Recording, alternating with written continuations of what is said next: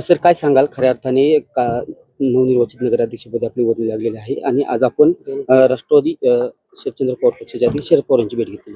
परवा 21 तारखेला बारामती नगरपालिकेच्या सार्वत्रिक निवडणूक 2025चा निकाल लागला आणि निकाल लागल्यानंतर आपण सर्वच आपल्या वडीलधाऱ्यांचे आपले सर्व जे मार्गदर्शक आहेत त्यांचं दर्शन घेतो, त्यांच्याकडनं आशीर्वाद घेतो.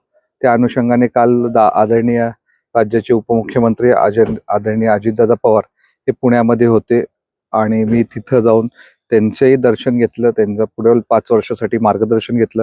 तसेच खासदार सौ सुनेत्रा वहिनी पवार ह्या सुद्धा पुण्यात होत्या, त्यांचेही त्या ठिकाणी भेट घेतली. आणि मला कालच संध्याकाळी बातमी कळली की आदरणीय पवार साहेब बारामतीमध्ये येत आहेत. तर त्या अनुषंगाने आज सकाळी मी पवार साहेबांची सहकुटुंब भेट घेतली.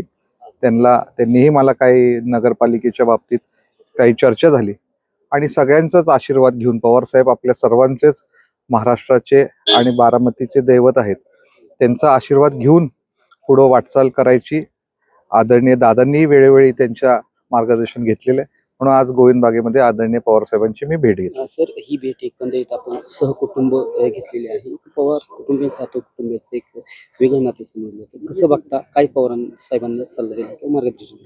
नाही, गेले तुम्ही माहीत असेल की आदरणीय पवार साहेबांनी ज्यापासून त्यांची राजकीय कार्यकाळाची जो त्यांनी प्रवास सुरू केला त्यावेळेसपासून माझे आजोबा असतील कैलासवासी धोंडीबाबाजी सातव, त्यांनी त्यांची खंबीरपणे साथ दिली, त्यांना मार्गदर्शन केलं.